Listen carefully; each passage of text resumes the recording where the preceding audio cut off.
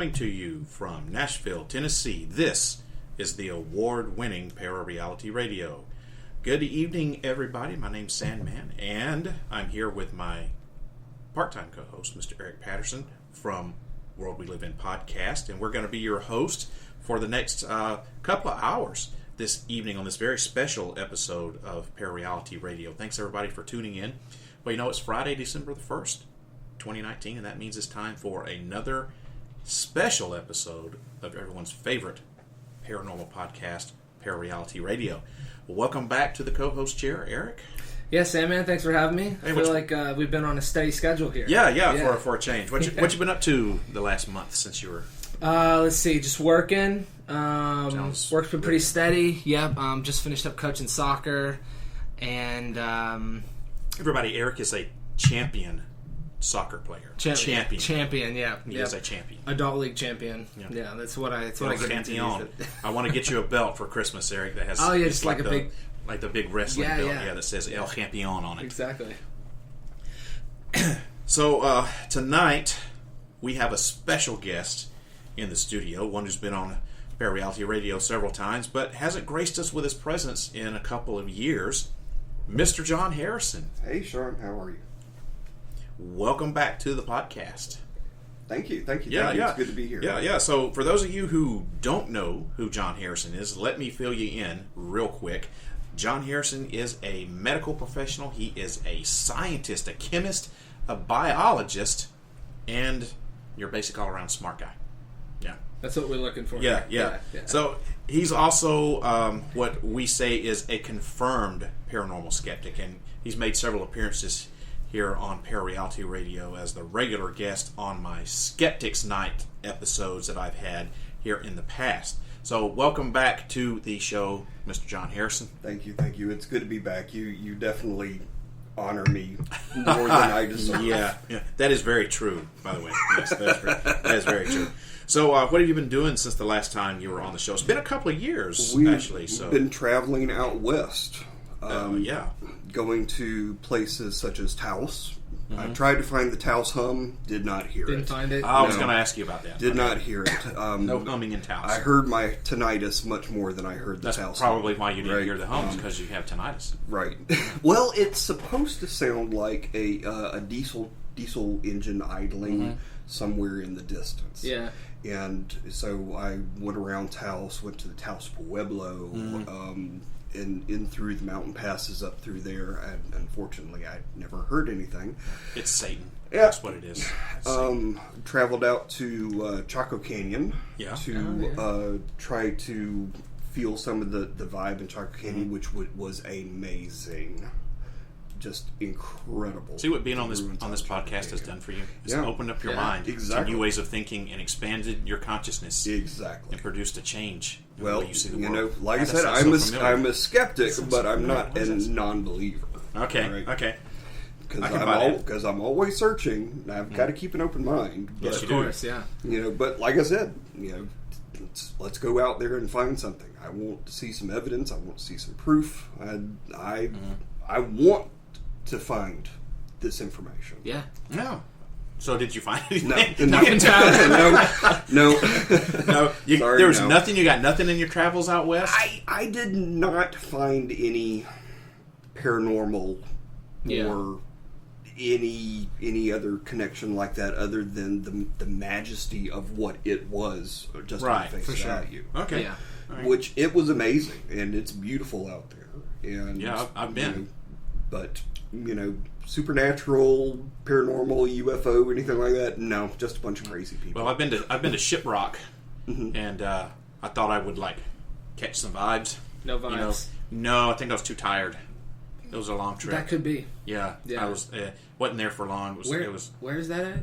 The name New Mexico. Okay. In the middle of. It's near the Four Corners. Oh, okay. Yeah. The absolute middle of the desert. Nothing around it. If you break down in your car, you're dead. Yeah.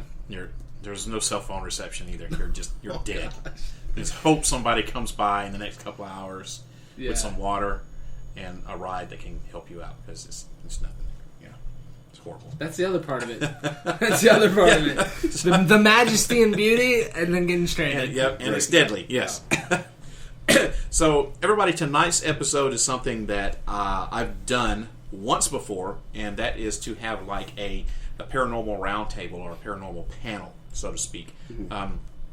And the only time that I did it was the very first Alien Con back in 2016, and I did that with a room full of believers in aliens and stuff like that, and I didn't have a skeptic on the panel, so I thought it'd be a nice thing to mix it up and include a confirmed skeptic on the panel. And you were available, and thank you for agreeing to sit in on this. This is going to be fun. I think we're going to have a great episode tonight. I said the first time I did this, like I said, was with a panel of alien contactees / experiencers, and they all either had what they believed to be an alien abduction experience or some other kind of contact with aliens, because after all, it was an Alien Con, right? Yeah.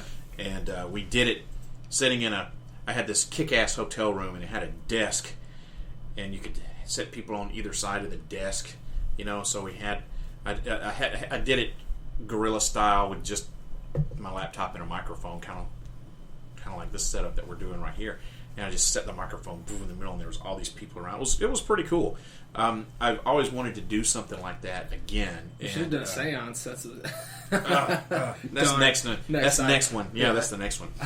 So, but tonight, instead of talking about alien contact and abductions and stuff like that, we're going to be keeping with the theme of aliens. We're going to be talking about ancient alien theory, and we'll have basically 3 different opinions on the subject. We'll have one of the believer, one of the on the fence guy, and one of the skeptic. And so this is, I hope, going to make a very interesting show. So everybody out there who's listening to this podcast, sit back, relax, get settled in, and get ready for about 2-hour-long conversation about ancient aliens with this panel of Eric from Where We Live In podcast and confirmed scientist / skeptic John Harrison.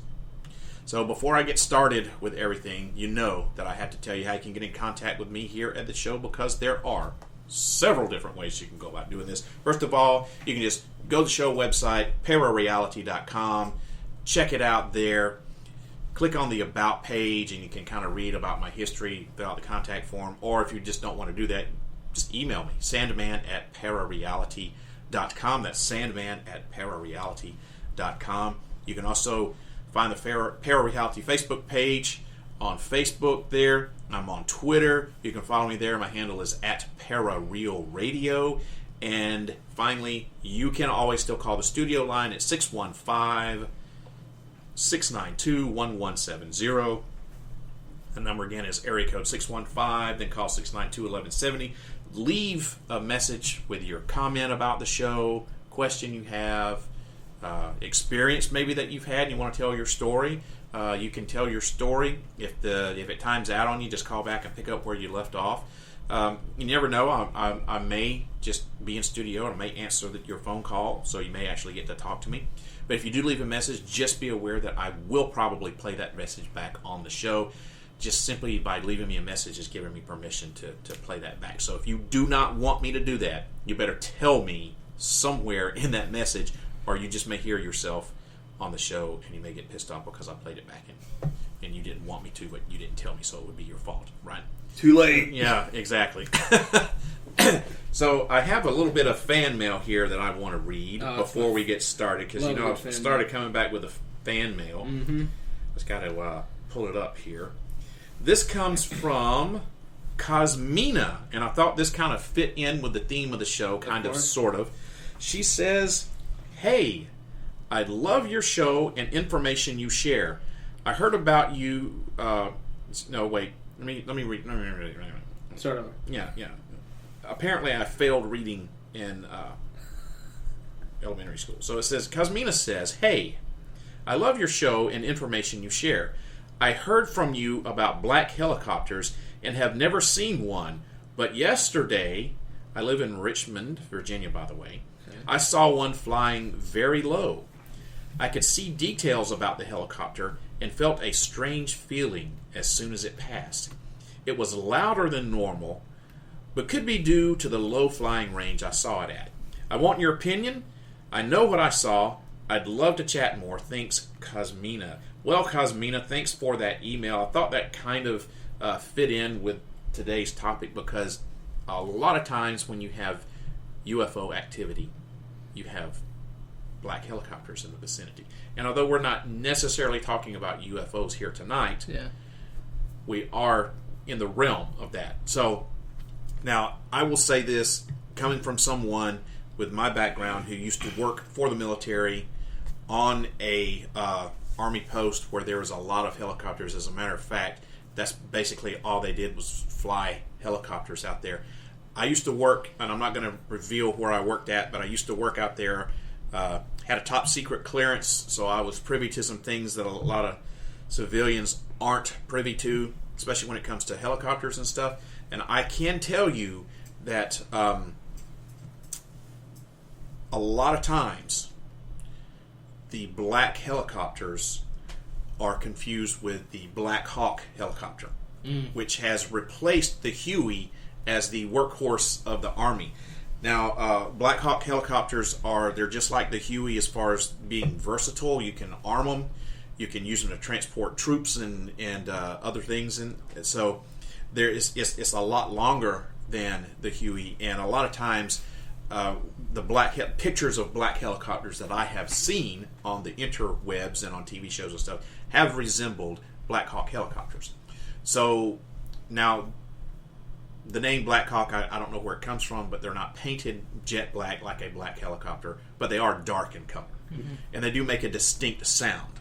Army aircraft historically have used Native American and First Nation tribe names for their aircraft.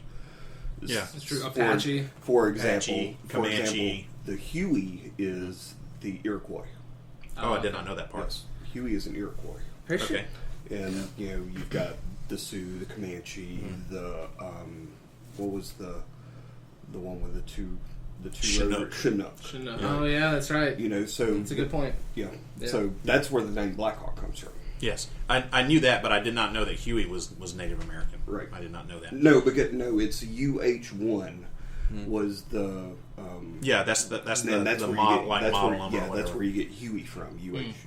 Okay. Yeah. Right. Okay. Sweet. Well, what do you guys think about?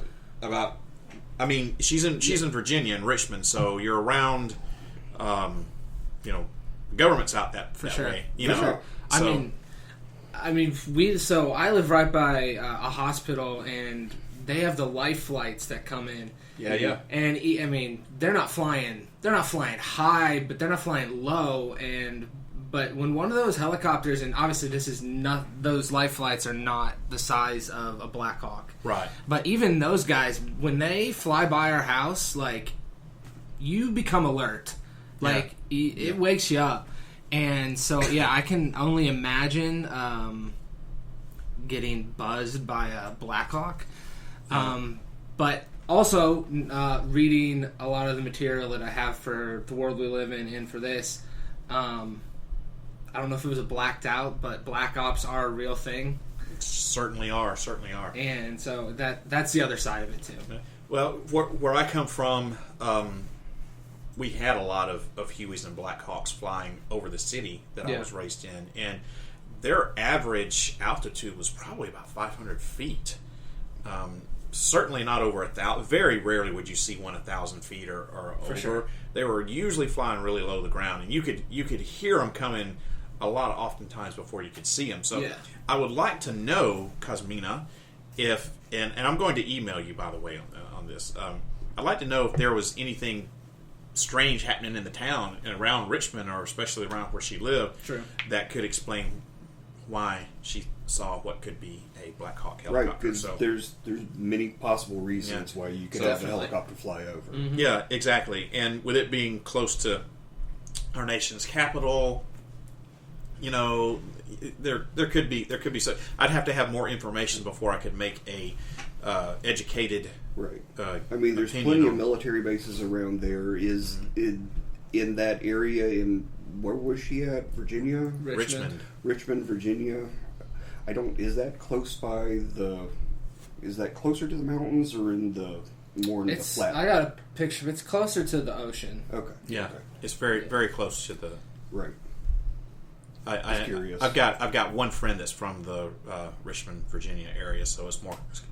She always talks about the beaches and stuff, so I know it's closer to the ocean. For sure. But yeah, Cosmina, I'm going to email you for sure. I'm going to have more information before I can make a determination on what I think it was. I need to know if there's anything weird going on in the town, or if you saw anything weird besides a black helicopter.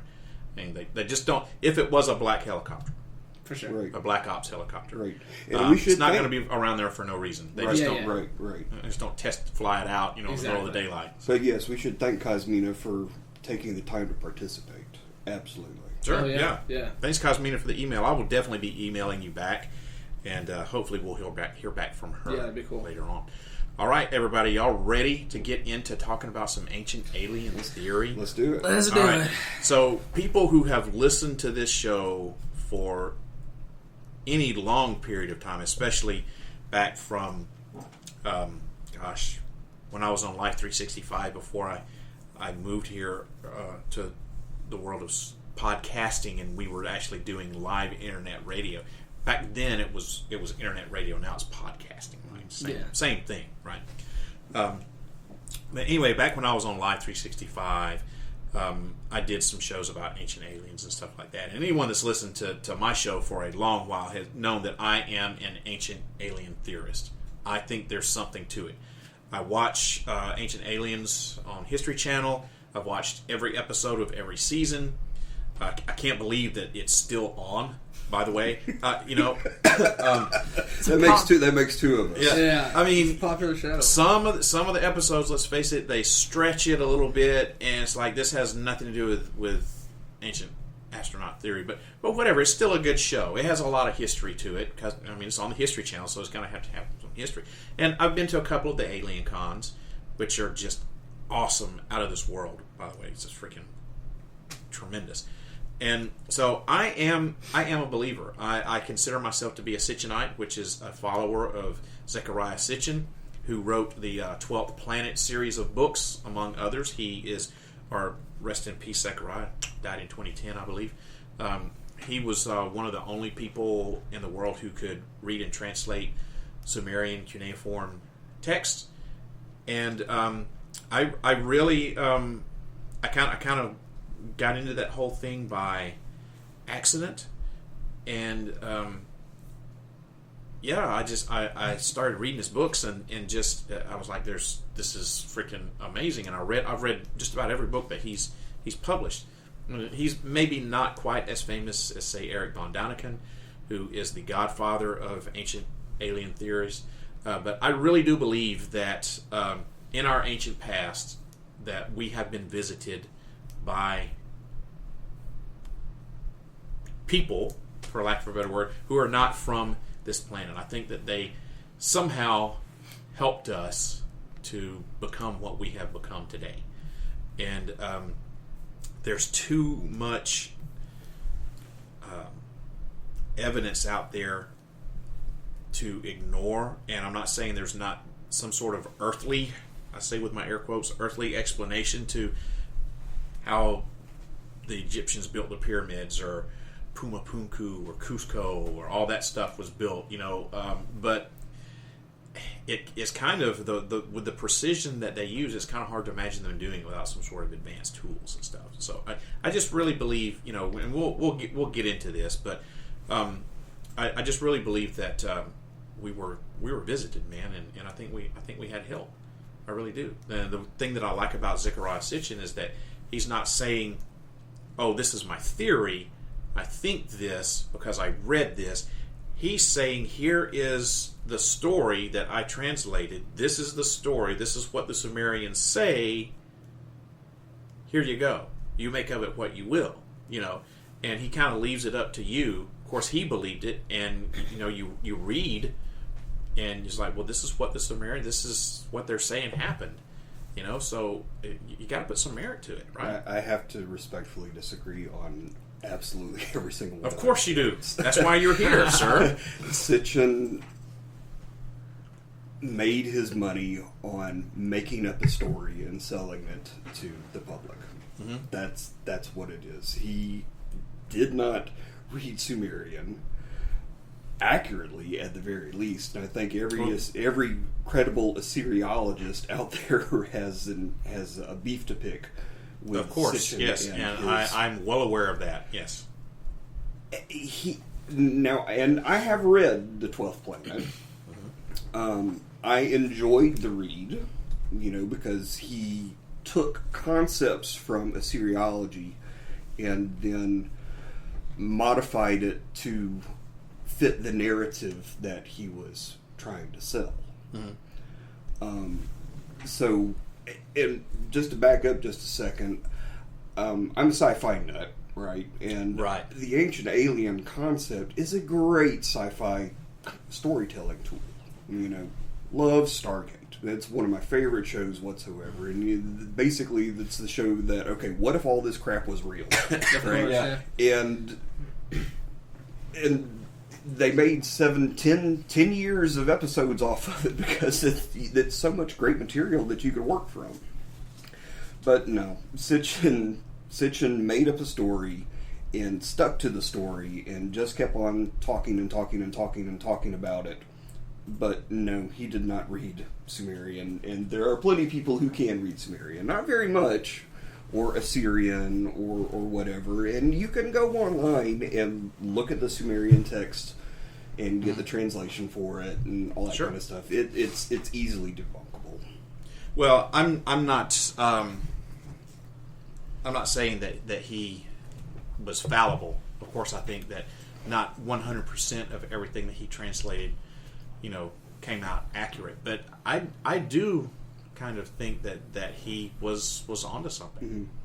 I would enjoy Sitchin for the fact that he could expose other people to the rich culture that existed, how many thousand years ago, 5,000, 6,000, 8,000 years ago, and bring attention to it, so more people can learn about the history that is the important history of the Middle East and the Levant that not a lot of people know about. Right. And that still exists today in ways that we might not even appreciate. The fact that we have a 24-hour clock, 60 minutes in an hour, 60 seconds. All of that is hand down from that culture, and basics of math, and we owe a tremendous amount to this culture and these people, and they're still here today. I mean, the Kurds are Assyrians. They're the, what's the word I'm looking for? Descendants, right? Descendants of the Assyrians, right? And in Nashville itself, we have a very large Kurdish community. The largest Kurdish community in the United States. Right? Who would have thought that? Yeah, that's always baffling. We have people from the descendants of the Sumerians and the Akkadian empires here with us right today, and and their culture is vibrant and important and relevant to everything that we're doing nowadays. And to mythologize that is, in one sense, romantic, but it also denies their relevance and importance, in my opinion. So I think Sitchin does an injustice in that sense by promoting, all this fantasy about, and because it denies their real and relevant contribution to everything that we have today. So in this narrative that Sitchin has is, so the Anunnaki are those ancient aliens. Yes. Is that correct? Okay. Anunnaki translated as those from heaven to earth came. Okay. Something like that. Yeah. And so, I don't know. The thing that always gets me bringing, and this is where I guess my on the fence is why I'm sitting on the fence, is these ancient sites that, like Puma Punku, where they have the not elaborately, but specifically carved sections of rock that would be extremely, extremely difficult to do by hand, if not impossible. Yeah. That's the the laser thing precision that everyone always says that the stones that are sitting straight, like no space in between, that somehow seemed like they are placed there. Can't fit a piece of paper. Yeah, and so that's what always gets me. The pyramids are baffling to me. They are always baffling. We'll never know. I don't think we're ever going to know. Yeah, I don't. I agree. We can know. Okay. We can know because there are people working on this right now. The archaeologists and geologists and everything. They're trying to figure all of this out, and they're making valid contributions to science. That's another problem with ancient alien theory, is that a lot of the arguments are from ignorance. If you don't bother to take the time to go and research what is actually being done, or the research that has been done, it's aliens. No, it's actually people did this, and that's another argument that but another problem that I have with ancient alien theory is that, again, it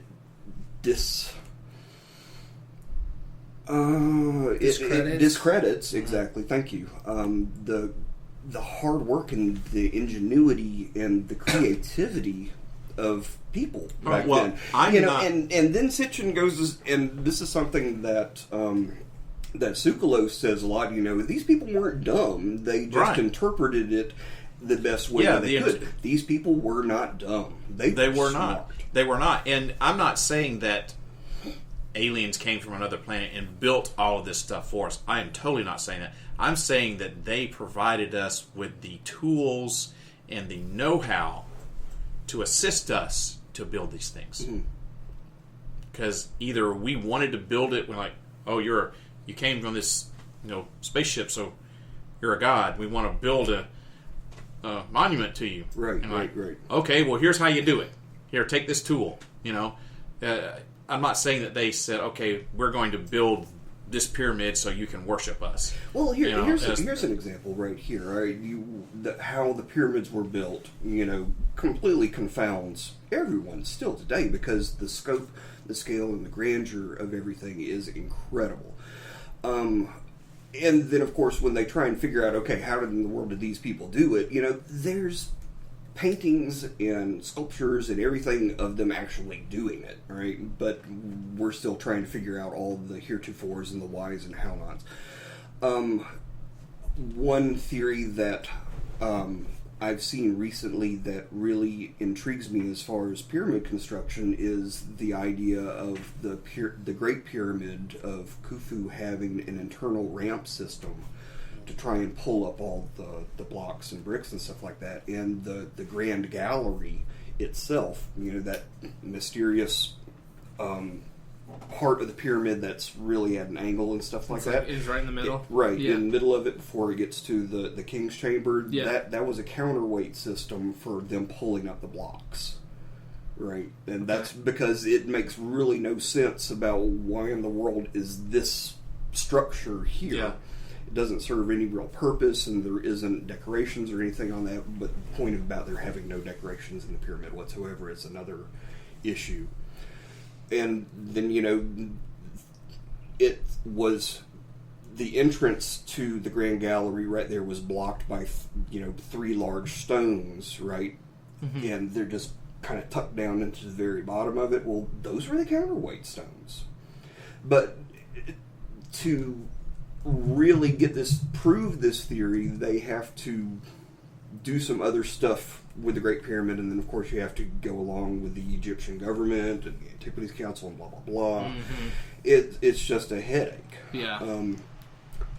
but they're actively trying to work on it. And then there was the actually something else which is completely tangential to it is the recent work that they've done on the pyramid when they were trying to get they put like cosmic ray detectors in the Queen's chamber, and then were essentially they were taking an X-ray of the Great Pyramid using cosmic rays, right? Okay, yeah. And then they found the possibility of another gallery complete and intact that they have absolutely no idea about. And, right, I've heard about that. Then, of course, how in the world do you get to it, without, causing damage to the pyramid? And that's like, no, we can't do that. We're not going to do that. But there's possibly another chamber up in there that we have absolutely no idea about whatsoever.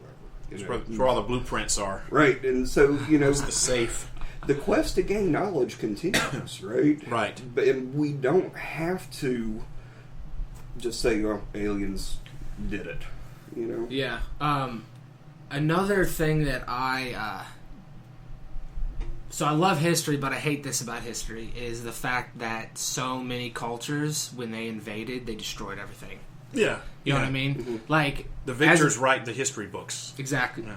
As an example, when Cortez and his guys came over and conquered the Aztecs, same thing with the Maya and the Incas, they burned most of it because they thought it was heresy. Yeah, it's all gone. So all we have is what's left, and what's left is like a fraction. Right.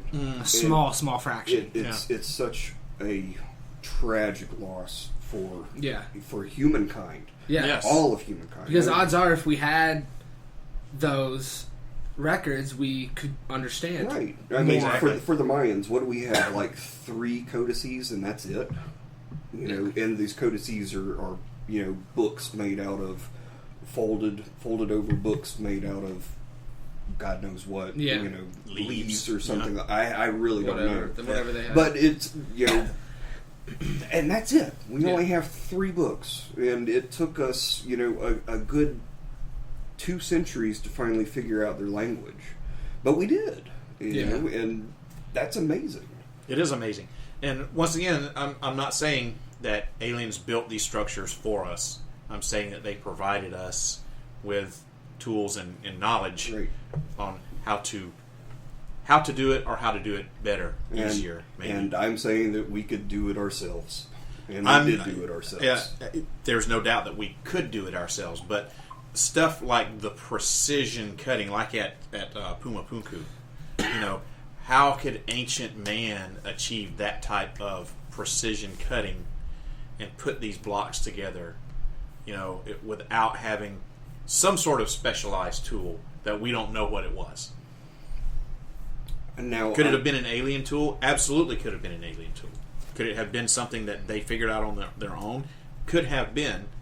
I lean more towards our alien overlords came down and granted us. And I, for one, welcome our alien overlords. Yeah, you're still waiting for evidence, so you're definitely welcome. Right. Yeah.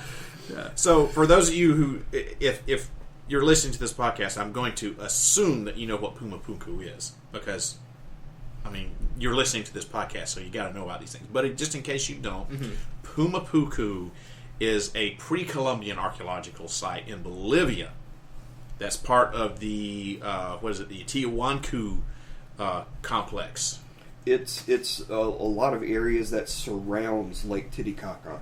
Yes, and it's really high up. Yes, it's super amazingly high up. Mm-hmm. Yep. And so the fact that all of that stuff is there is just incredible. Yeah. And they're saying that it dates back to at least 13,000 BC. Mm-hmm.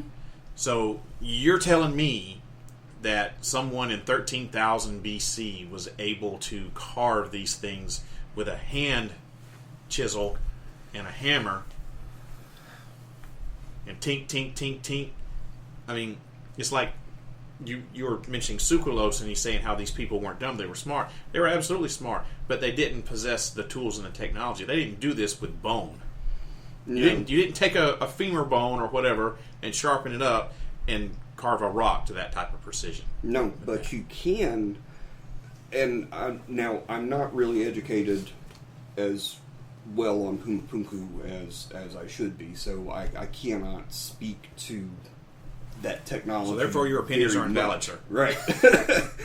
But I'll go back to, I'll make an analogy from Egypt, right? You know, they didn't have iron tools either. The best that they had was copper. Mm-hmm. But you could make a saw with just a slab of copper and just use sand on that, and you just rub it back and forth, and the sand is your blade. The copper is just the tool that you're manipulating the sand with, and it cuts. So you don't have to have, you know, modern. What about the precision, though? Well, it's only on one. It's only on one face. You know, the precision that you have. If you imagine like a dice, right? So you've got 6 sides to it on a block. Only one of the sides is actually cut precision. The rest isn't. It's just kind of, you fit it in there and you just kind of finish it up. You know, and again, I can't really speak to any of the more of the technology because I'm just not aware of it. But other people are, you know, and you can certainly go on the interwebs and find out some good archaeological science about the site, because and it is incredible, and there are questions that we don't know. There are cultures and societies there that we absolutely know nothing about, you know. And it's a complete mystery because sometimes these people did like not have Nazca, we don't really know. They didn't have a written language, you know, and so because they didn't write stuff down, all we have are the artifacts and the structures that are left behind, and so it's up to us to try and piece together the story. And sometimes the story that it's just so mysterious you can't figure it out, you know, well, aliens did it, you know. Because you can't figure it out. But that is the easy go-to answer. Is like, well, we can't figure it out, so aliens did it. Right. It's the God in the gaps argument. Exactly. And that's not always the answer. Even though I'm an ancient alien theorist, that is not always the answer. And I'm not so militant in my beliefs that I'm going to say, well, we can't explain it, so it had to be effing aliens. Had to be, you know. It's demons. Yeah, I mean, you know, interdimensional. Right. Yeah, and it's something like that. It's like I just mentioned the Nazca. So we don't really know very much about the Nazca, hardly anything at all. But we know they made these beautiful drawings in the dirt, right, that have been around for centuries. But you can only see from the air. Now, why would they do that unless they're trying to signal or tell the quote unquote gods something? Right? Right. Why would they do that? And we don't know, because we don't have the information that tells us why they did it. We just know they did it. And the only way that these lines were discovered was by accident, flying over. Oh, look at these lines, and they make something, they make an image, and they're all over the place. So they didn't do it. Yeah, they didn't do it for no reason. It makes no sense to me why they would do something like that, because there's nowhere that you could go and look at it or anything like that. But you know who can see it? Aliens flying over with their ships. Yeah, for me with those, it's like, well, and a lot of the other sites, like, clearly they were spending so much time and energy on these sites that I would hope there had to be a reason for doing these. Yeah. Other than we're just gonna build 3 pyramids. You know what I mean? Mm-hmm. But there's no. They say, oh well, they were burial chambers, the pyramids. But there's no, like in the Great Pyramid, there's no sarcophagus, right? I mean, there is a granite box for where we assume the sarcophagus was. By the way, sarcophagus, you know, I think it's a tremendous word. Yes. Flesh eater is what that translates to from the Greek. Oh, is it really? I didn't know that. Right.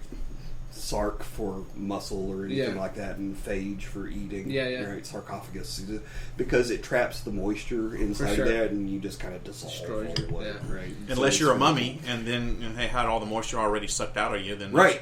That's so- the only way that would happen. That you could preserve something in there, because otherwise you just dissolve up. Oh, and just as an aside, look up moche art. It's really fun. How you spell moche? Moche. I'm I scared to believe look moche. that up. No. Yeah. Don't look it up when there's kids around. Okay. Got it. It's really fun though. You'll enjoy some Okay. of it. Yeah. Moche. Moche I think art. it's moche. Well, Okay. You heard it here first on ParaReality Radio. Moche art. There's just so much about these cultures that we just don't know, and that's one of the most intriguing things about all of it. So, getting back to Sitchin, Okay. you said that you think he just pretty much made up all this made stuff. up all this crap. Yeah. Okay, so you're saying that his interpretation of the Sumerian gods,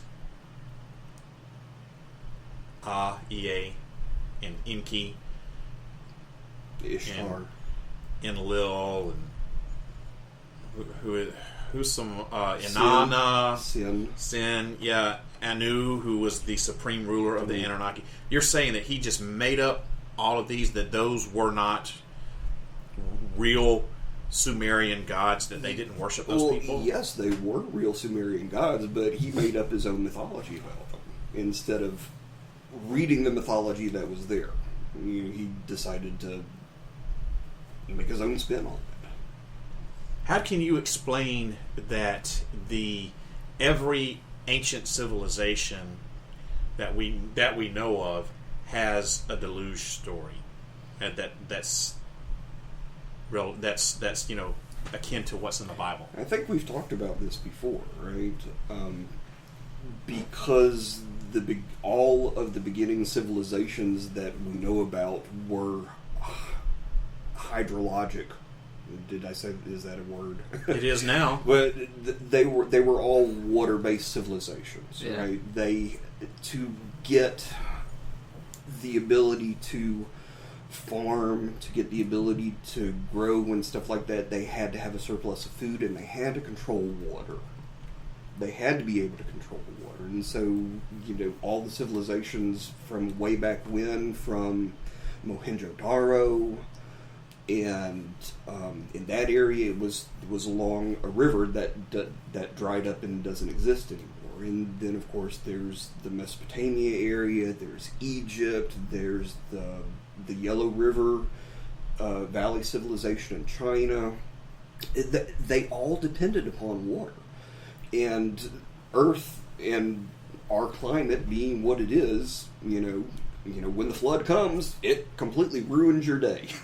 So the fact of having a flood story being in common with civilizations that depended upon the stability and the predictability of their water supply makes perfect sense to me. That's one of the reasons why Egypt has persisted for as long as it did, because it depends upon the Nile River and the regularity of the Nile River to supply their food. And the annual flooding of the Nile was completely, they depended on it for their lives, literally. Well, I don't think that what's in the Bible, whereas God flooded the whole entire earth and killed everything on it, I don't think that is what happened. Right. I think that the Bible stole from some of these other cultures who all have a deluge story. Right. But if you're in this valley that's next to a source of water, and it floods the whole entire area where you live, that's your world, because people didn't travel back then. Oh, that's right. It's true. And climate change has occurred since that time period. Mm-hmm. Well, and I was going to bring up the Younger Dryas. Are you guys familiar with that? Yes. Yes. Which they say about 14,500 years ago, there was this. It says Earth's climate began to shift from a cold glacial world to a warmer state. So, Right. I think this could be a possibility, and I think there are others that do as well. Think this could be where the flood narrative comes from. Is this vast warming of Earth caused a lot of the civilizations at the time to have to move or relocate. Exactly. Yeah. Exactly. And it's buried underwater, and we might not ever know about them, because underwater archaeology is really tough. Very tough, yes. And if the Persian Gulf at one time was a valley, and then boom, a flood came, there's your flood narrative right there. But even the Tigris and Euphrates flood annually, and because in Egypt you basically have the Nile is kind of cut down into a valley, right? But in southern Iraq, it's basically all completely floodplain. So when a flood comes, there's nowhere for it to go. It goes everywhere. It's just absolutely devastating. By the way, I watched a really interesting video recently from, I'm trying to remember the Assyriologist's name. He works at the British Museum. Cannot think of his name. He's a really informative guy. Funny as hell. I can't think of his name. Got a really long beard. Adrian Shine. No. It'll come to me. It'll come to me in a little bit. Finkel. Irving Finkel, I think, is his name. That reminds me of Cheech and Chong. Dave's not here. And he was talking about the instructions for making an ark. Yeah. And it was a braided rope, a giant braided rope basket, and from the profile of it, if you looked at it from the side, it looks just like the traditional picture of what we think of as Noah's Ark. But that was only from one view, looking at it from the side, but it was actually round, everything like that. But the instructions for how to make the ark were written down in Akkadian, Sumerian, or whatever language that it was. And, he just sat there, and they actually built a small replica of it, and it worked. It was great. Well, I've been to, have you, I know you haven't, but have you been to the Ark theme park in Kentucky? Or I've not. I can't remember what the name of it. I think it's called the Ark, I think. Yeah. But anyway, I went a couple of years ago. God, how can I say this? Not be a total jerk about it. Is it bad? It sucked. No, it didn't suck, but it is so much propaganda that's there. What the Bible has. Yeah, and it's a full that's scale. The South for you. Yeah, it's a full scale reproduction of supposedly built to scale.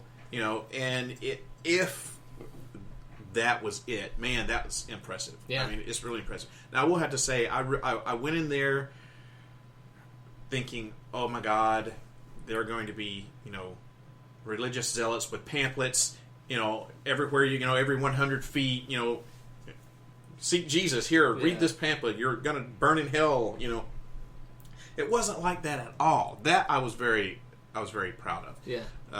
And I was very, not proud of, I was very shocked and pleased that it was not like that. But one of the things that makes it quote unquote controversial is they have dinosaurs in the ark. I know what you're talking about now. Yeah, they have cages of all the animals. Talk about a timeline issue. Yeah. So that was interesting to see, but it wasn't like a lot of like in your face dinosaurs. It was like giraffe, muskrat, beaver, T-Rex, dinosaur, and then blah blah blah blah, and then you have then you have oh look, it's but I don't know. I mean, Von Daniken has done it with he believes in he's the godfather of ancient aliens. He built a whole theme park devoted to ancient aliens. So is that and propaganda? He is a devout Catholic. Yeah. So I mean, I can't fault someone who has that religious belief saying, I want to do something like this. Mm-hmm. But there's a lot of propaganda that was involved in it. I mean, was it like a big waste of time? It wasn't a big waste of time, but it was kind of a time waster, Yeah. So anyway, we're talking about the Ark and all this and flooding. And one of the things that I wanted to make a point of, in Sitchin's, and we're not just going to talk about Zecharia Sitchin, but I am a Sitchinite, so I can't not talk about him, right? So in his writings, his flood story is basically where Enlil and Enki were brothers. They were sons of Anu, who is the supreme ruler of Nibiru, which is the 12th planet. Mm-hmm. And Enlil is the true son and the oldest, and Enki is a half-brother, so he's a brother from another mother, and he's younger. Enlil was more of the military leader. Enki was more of the scientist and the intellectual. And they were always fighting for control of the earth. Mm. And the story goes that they took Cro-Magnon man that was here. They came here to mine gold. And which, by the way, there is absolutely no gold in southern Iraq whatsoever. Because they mined it all. They sucked it all out. It's a floodplain. You're not going to find gold there. You might find gold up closer to the mountains when it washes off. But it wasn't just there where they were looking for gold. They were looking for gold all over the place. So don't take a shit on my story. Okay? Just wait. Just wait. All right. Okay? I'll wait. All right.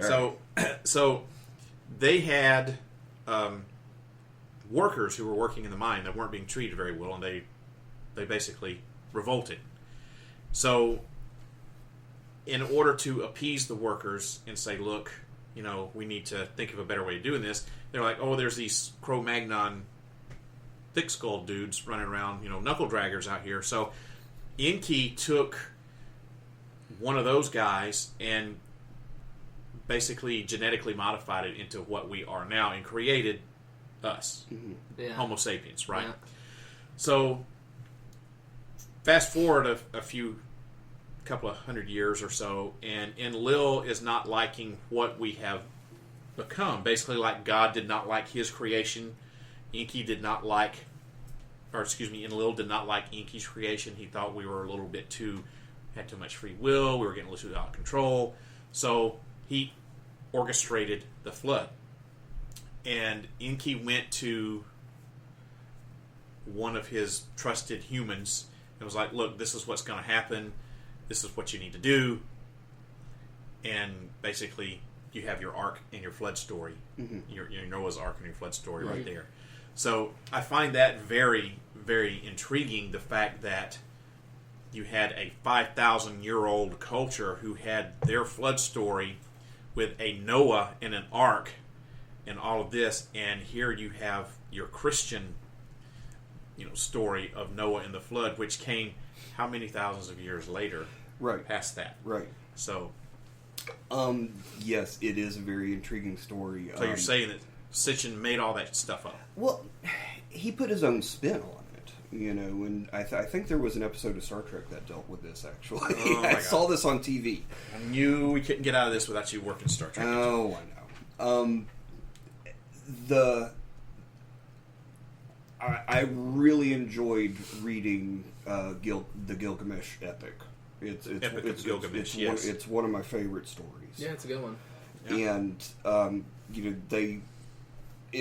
I think the version of Noah in that it's widely known, or at least to people who have read Gilgamesh or studied that stuff, is that I can't remember who the Noah character was. Upnishtim or something like that. Yeah, Utnapishtim. Utnapishtim. Yeah. I believe it was just on the tip of your tongue, wasn't it? Throwback. High school. Senior year of high school. Right. Yeah. And he was our mascot in my high school. And then they relate their own version of the flood parable in that where Enki or Enlil, or I can't remember right off the top of my head, was going to just absolutely destroy everyone. It was Enlil. And then Enki gave Utnapishtim the knowledge to make the ark and everything like that, to just kind of save him, to secretly told it to him. Enlil had specifically forbidden anyone, i.e. Inky, to reveal what was about to happen. So the way he got around this was he went to Utnapishtim's tent or abode or whatever, and would sit outside of it and talk to himself and say, if I were to be able to tell them, this is what I would say, and Utnapishtim would hear him talking to himself. So Inky did not specifically tell him. Right. And that's how I got around it. But how it got into our culture was, in my opinion, through the fact that the ancient Israelites, we'll just put this, Abraham, was it? Yeah, the old Abraham, he lived in Babylon, right? Abraham lived in Babylon. And, there were quite a few times where, the Israelites were captured and taken away to Babylon, or raided by the Assyrians, or whatnot, and so, these cultures were intimately connected with each other. Yeah. And to have, one culture influence another, with writings or stories or anything like that is not unprecedented. So like we said, the victors write the history books. Right. And and there are many parallels between Old Testament and ancient Sumerian or Akkadian stories. There's lots of crossover between them, and I think could be the result of, I don't want to say cultural contamination, but these cultures shared between themselves. Cultural assimilation. Right? And so, there's an easy way for that parable to get added into another culture's story.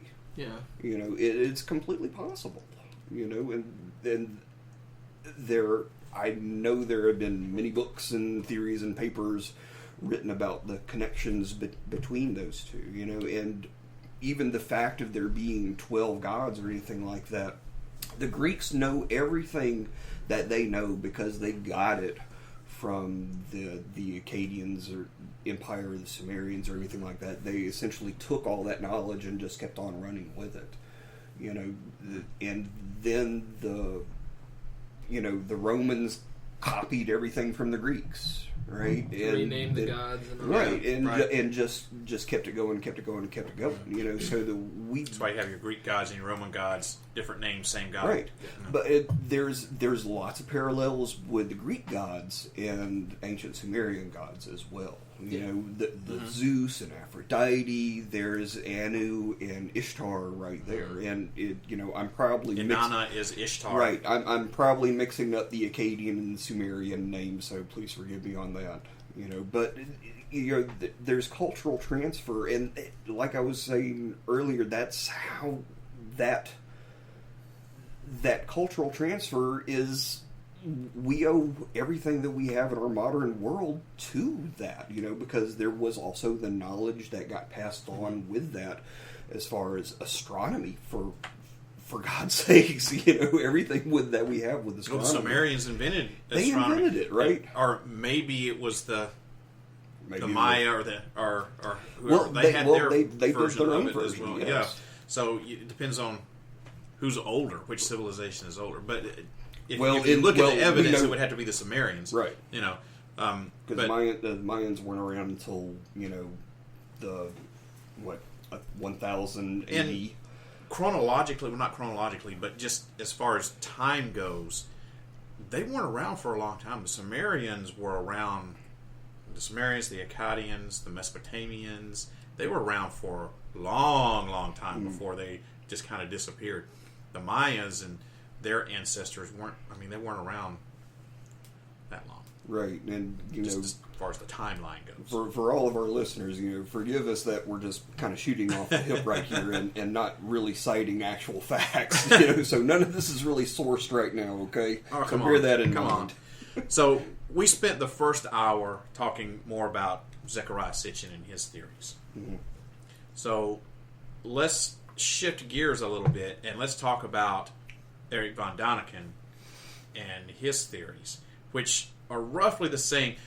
Von Daniken is more of a broad overview of the ancient alien theory, whereas Sitchin, he zeroed in on the Sumerians and their beliefs and their gods and their writings and all that sorts of stuff.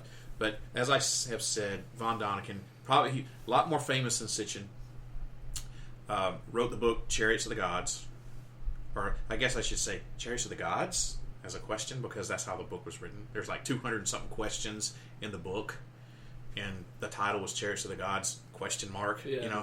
So he's considered to be the father or the godfather of ancient alien theorists. And I freely admit I am not as familiar with his stuff as I am Sitchin. Now, I do have an original copy of Chariots of the Gods. Have not read it yet. I'm kind of scared to open it up too much because it's kind of falling apart, I got it at McKay's Books. No kidding. Yes. Great place. Yeah, I know. I love that place. Shout out to McKay's. But anyway, I'm not as familiar with von Daniken. So, are you? Do you have any input about von Daniken, Eric, that you'd like to throw in there to start us off with? Not that I'm throwing you under the bus, but no, you're good. Can I mention something else for you? You can, yes. Okay, sweet. I just wanted to mention. I know we've been focusing on the Middle East, but the ancient Hindu epics have their own ancient alien ideas, if you will. They have the Vimanas. Yes. Oh yeah. That are really intriguing to me, just because I feel like that Indian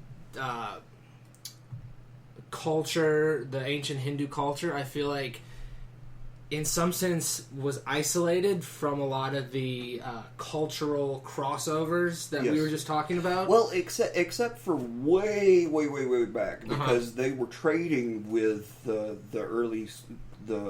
Sumerians back and forth, because essentially all you had to do was just get in a little ship and just follow the coastline around Iran and Afghanistan to get there.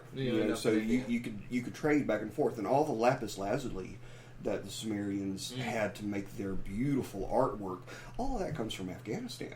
Yeah. It's not local. And then of course they got the gold from Africa, so there was lots of trade, but then the society fell because essentially climate change happened and the rivers all dried up and they go away. Yeah. And so everything that they built was just absolutely for naught, and they just scattered around. And then the Aryans, quote, came in and then started up these the Vedic text and the ancient Sanskrit writings as well. It's incredible stuff. It really is. It's great. Yeah. So, sorry. No, you're good. Yeah. Yeah, he loves that culture. Yeah, those are on my list to get into eventually.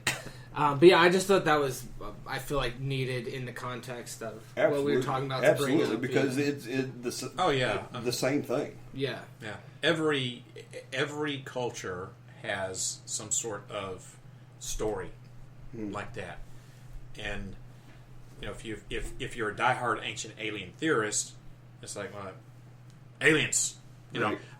Even though I'm an ancient alien theorist, I'm not a diehard. I'm not militant about it. Like I said, I don't think that everything can be explained with aliens. Right. I mean, it's a great Let me do the story. Sophocles thing. Aliens. Yeah, it's a great thing. Yeah. As far as von Daniken, though, the one thing that always I feel like is associated with him is the carving of the Mayan leader with like he looks like he's in a space capsule. Yeah. He has like the air tube. That's always associated with him. Which is interesting, nonetheless, because they do have their own God narrative. Mm-hmm. So, well, this comes from Eric von Daniken's website. I'm just going to read you this little paragraph. It says, "This is what happened. Extraterrestrials visited our Earth many millennia ago. They behaved similar to how current ethnologists behave today. They studied a few languages, visited different tribes, gave suggestions, and disappeared, however, with a promise to return in the distant future. Our Stone Age ancestors could not grasp what happened back then. They wrongfully believed that the extraterrestrials were gods. Then they wandered into our mythology and became the founders of many religions." Mm-hmm. So, what he is saying is the same thing that Sitchin is saying, is that these flesh and blood people were worshipped as gods, because how else are you going to do it? Right. You know, is everything. I think we were talking about this the other day, and as far as cultures go, even today, stuff that happens that we can't understand is explained with, well, it's magic. Right. You know, so imagine somebody coming to, I don't know, 5,000 years ago with our technology, who comes down with a video camera and a freaking, AR-15 weapon, and I don't know, an iPod with some speakers on it. What the hell is this shit? This guy is a god. He possesses stuff that we don't know what it is. He's all powerful. Right. He can kill us with his thunder stick, and he has this stuff that sounds like music coming out of nowhere. Right. So, I mean, the basic premise of that argument is from the cargo culture situation that happened during World War II, when you have these islanders who have never ever seen another person in their entire life, and then all of a sudden, ba-boom, we're taking over your island because we need it to attack Japan, right? And we're going to bring everything in. We're going to bring nice stuff for you, everything like that. And when the natives were going, "This is great, man!" Yeah. And then they all left. Yeah, war's over. We want to see you, right? And so then these native islanders, making models of aircraft or stuff like that to in an attempt to bring them back yeah. Because it's like, hey man, we want this good stuff again, right? So take my Nazca lines thing. Right. Was that what they were trying to do at Nazca? Did the quote unquote our right. gods come down and then left, and they're like, hey, come back, look, we made this big drawing in the sand of a monkey. Right. Mm-hmm. I just think the concept of Which, aliens monkeys did coming not exist in right. Nazca. Right. Anyway. No. Well, they were How could more they in know Central that? America. But How did they know what a monkey was, though, is what I'm saying? well, you've got New World monkeys and Old World monkeys. So you've got monkeys in both hemispheres, right? And they're in Central America. You got monkeys all over Central America. I guess they could have wandered. Yeah, I mean, how did people get here? They could have been brought over by. How did people get in the Americas? By the ancient aliens. Alien monkeys. Aliens. They could have picked up some monkeys as pets, and one of them escaped. And they're right. like, what the hell is this thing? Hey, we're gonna draw a picture. Our alien overlords had it, so it must be something to it. They must like these creatures, right. So we're gonna draw a big ass monkey in the dirt, hoping that it'll make them come back. Look, we have a big ass monkey. You like the small ones? What about a big ass monkey? Mm-hmm. Well, drew a picture of a monkey with a big ass. I definitely applaud Von Daniken for having an open mind and asking questions about this, and it's like he's looking at this like, what is this? How did this happen? But again, that's an argument from ignorance. It's like aliens. No, they're well. The thing that differs between him and Sitchin is exactly that. Was he saying, what the hell is this? How did this happen? That's why his book is full of questions. Yes, he makes no. If you talk to him, he makes no concrete conclusions in his book. Right. I mean, he'll Sitchin, say, however, I don't know. Yeah. Sitchin, however, is different. He's pretty much concrete. He says, this is what I interpreted, right. and this is what they say. Right. He's not saying anything other than this is what I interpreted and this is what they say. That's why I like Sitchin so much. But Von Daniken does have that, where he says, I'm not making concrete determinations here. I'm saying look at this. We don't have a plausible explanation for it. Could it be that something from a technology or a world different than ours came down and helped us build this? But I'll be honest with you. I never liked von Däniken until and my opinion was biased because I got into Sitchin first. Yeah. And I'm like, oh, well, von Däniken, and I really didn't like him until I started watching Ancient Aliens, and I had formed a completely biased opinion about him without reading any of his stuff. I just automatically discredited him because I was a Sitchinite. And the more that I have seen about von Däniken, the more I've read about him and everything, I really do like the fact that he does not make concrete black and white, this is how it is. He likes to ask the question, and he wants us to ask the question.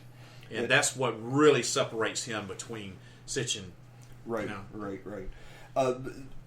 Just like Sitchin relies upon the ancient Mesopotamian writings for his interpretation, von Däniken seems to really hold on to the Book of Enoch, which is an apocryphal book from the Old Testament that he really latches onto it for a lot of his interpretations of it. And I gotta say, if you look at it in a certain way, the fact that pillars are fire and all that kind of stuff, the fact if you could throw in high technology into that, and it makes perfect sense. That's the beauty of it, and also the slippery slope of it. And, by the way, Eric, the carving that you were talking about that's associated with von Däniken, King Pakal. Yes. Oh, I love that one. King Pakal. Yeah. And that, I mean, you can't talk about von Däniken without talking about King Pakal. I mean, it really does look like. But the thing is, how do you orient it, though? How do you orient it? It's like our modern day TVs. You have it horizontal, but if you turn it vertical and play with the settings on it, you can have a vertical TV too. Yeah. So which way is it? Because it's a rectangle. So is it going horizontal? It's not vertical. Or is it going horizontal? I think they assumed it was going long way up and down because it was the cover on King Pakal's tomb. But it's like rectangular. So I mean, it could go. It's really big. But it's in the shape of a big, huge rectangle. Right. That's what I'm saying. So it could go either way. You could turn it on its side. He could be going this way. Maybe it's also a motorcycle. It's a. Maybe the alien overlords came down with a moped. Just a Well, yeah. I was going to say it's a badass, but if you're riding a moped, maybe not. Where von Däniken would see a rocket ship, the people who study and the ancient Mayan ruins in the art and the culture there, it's the tree of life. So take it for what you will. Yeah. And then there's the people who actually study that and know the culture and can get all the cultural references from that, see a completely different setup from it. And people who are ignorant of the culture and the history and the art motifs, if you just look at it, you're left to draw your own conclusions. But if you know the culture and you study it, you can get the symbology that they were going for, and it becomes all clear. And that's one of the things that frustrates me about Ancient Aliens is that they'll take stuff out of context for the culture and put its own spin on it. Well, that's what I say when I say some of the stuff they stretch on. And I understand they have a show to produce and they want the show to go on as long as popular, so they have as possible. So they have to kind of play with the truth a little bit. I really wish that they wouldn't do that. And I will say this about Giorgio Tsoukalos. I have met this guy, and he is a fascinating, number one, he's a fascinating person. Super smart. But one of the things that he has always said was that, you notice that on some episodes, he doesn't make an appearance or you may see him like one little segment, or not even there at all. Segment. Yeah, and the reason that he does that is because if they are putting a spin on a topic that he does not agree with, or if it's something that he does not believe that this didn't happen or whatever, he will not appear on there and try to make people believe it. Mm-hmm. So that's one of the things that I really admire about him is the fact that he's a consultant and a producer and the main star of the show, but he's not selling his soul out to say, look, I need to make some money. He's got plenty of money by now, I'm sure. Yeah. One of the things that I don't like about Tsoukalos, and I don't know if he has any control over this or not, but every damn time when it shows him on Ancient Aliens, Giorgio Tsoukalos, producer or publisher, producer of Legendary Times, publisher, Legendary Times magazine. There's no Legendary Times magazine. It's a website. That's all it's ever been, is a freaking website. You ever looked it up? Look up Legendary Times. Mm-hmm. It's a freaking website that does really nothing except sell some Giorgio Tsoukalos stuff. Yeah. It really doesn't do anything. Right. I don't know if he has control over that or not, because sometimes on those shows, the producers of the show just put up whatever to try to make, but I don't know. I that's one thing that I do not like about that. But he is a big supporter of Eric Von Däniken. They're like buddies. I mean, he loves him some Eric Von Däniken. And I've met Eric Von Däniken. Didn't really talk to him, but for like 5 minutes, so I can't form an opinion of him. But he's, seemed like a down-to-earth guy. Yeah. But I've met a lot of the ancient alien guys on the show there, thanks to going to AlienCon. Mm-hmm. Now, the first one, you're never going to get any better than that, because it was not a true convention in the term of you had to pay. If you want to get your picture, you have to pay.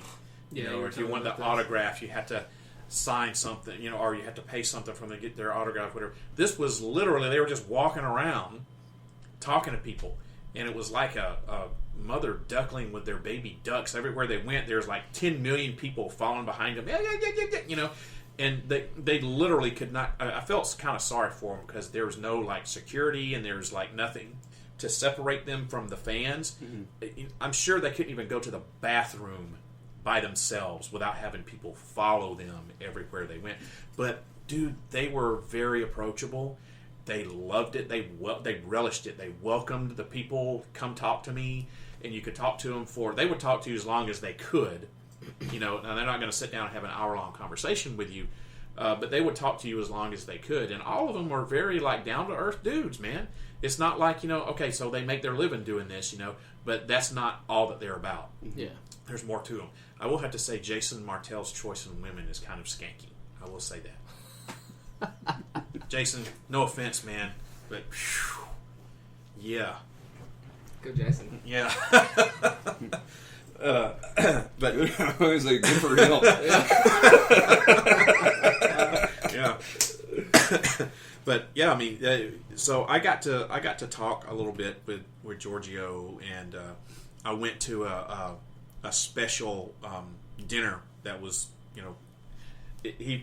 Tsoukalos kind of felt a little uncomfortable because they had him like on stage at this table, and we're supposed to be eating dinner. It was dinner with Giorgio, and so they had him on this raised up stage with a table with his food, and he's sitting there, and he's like eating his food, and there's like, I don't know, 500 people or however, I think it was like 200 people that was in the audience, and everybody's like looking at him, and he's like chomping on his food, and everybody's like looking at him. He's like, ooh, Giorgio's taking a bite of macaroni and cheese, Yeah. And he was like, I really, it'd be a tad uncomfortable. He was like, I really don't like this. Yeah.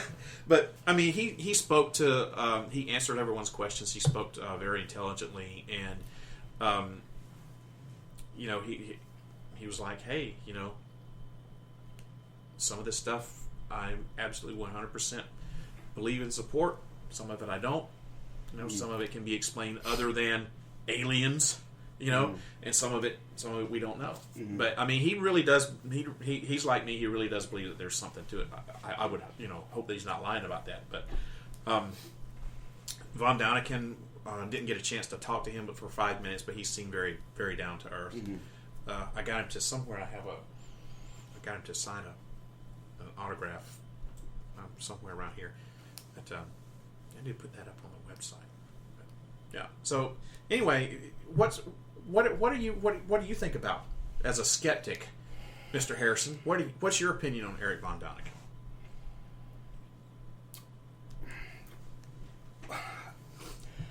I applaud von Däniken for his skeptical approach. I applaud him for that. The fact that he brings up these inconsistencies and the anomalies all around the world and asks questions about them is laudable. You know, that's the beginning of knowledge, is asking questions, right? The whole concept of aliens coming to our planet and messing around with us and for whatever reason and then just going away, I'll say is I wish it were true, because the implications of that, if it were true, would be absolutely world shattering, you know. But it is true. It's true. If there were aliens, right? We're talking completely alien, right? They would have a biology completely different from ours, because Would they? Well, there's two possibilities there, right? They would or wouldn't. Right. Either it's, you know, the sci-fi trope that, you know, all the aliens, you know, look just like us and speak English and just have little bumps on their head, you know, for something, or they're like completely alien, right? If there was multiple genesis of life somewhere out in the universe, which I hope there are, it would be ridiculous to think that there wasn't. Well, because I was gonna. We were gonna get into that here. We're gonna get in here into that debate to close this out for just a second. Yeah. And they would be, I mean, alien in the truest sense of the word, alien. They wouldn't be they wouldn't be anything like us, and they wouldn't be anything like us at the true biochemical level. You know, would they breathe oxygen? Would they even be able to metabolize sugar like we do? Or would everything be absolutely toxic? You know, because it's alien. A la World of Worlds. You know? Everything after, 3 billion years ago is just window dressing, because once you got the biochemistry of the cell down and working correctly, the rest of it is just fluff. Well, look, so the universe is, we don't even know how big the universe is. Yeah, we think we know, but we really don't know. Yes. As far as we can tell, it's the chances of us being the only intelligent, sentient species, I think, is extremely low.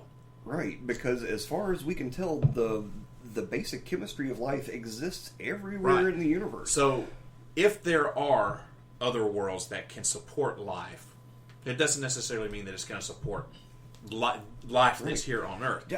We can't go to alien worlds and survive there, but there's probably something that can. I mean, we can't go. There is no other place in the universe that we've been able to find right now that would be able to support our life. Earth is our life. Our life. Earth is it. This is all we got. So let's to close this out. Let me ask you guys this question, and I'll start with you first. Okay. Do you believe that there is life that exists on planets outside of our solar system? And if you do you think that they could possess the capability of being able to do interstellar travel? Yes, I do. The only issue, so yes to both of those. Because I do think the universe is bigger than we have any idea, and the probability that there exists a civilization out there that could do so, I think, is highly likely. The only issue that I come up against is the technology. So, how did they get here? Like, what technology did they possess? Because clearly, either they had to possess some sort of, as far as we know, on our knowledge of interstellar travel, they would have had to possess some sort of cryo-like system where they could slow down the body's natural processes, or they would have to possess some sort of interstellar light speed travel. Or something else. And if you're going faster than the speed of light, correct me if I'm wrong here, Mr. Scientist. You can't go faster than the speed of light. As far as we know. Shut up. Okay, listen to me here.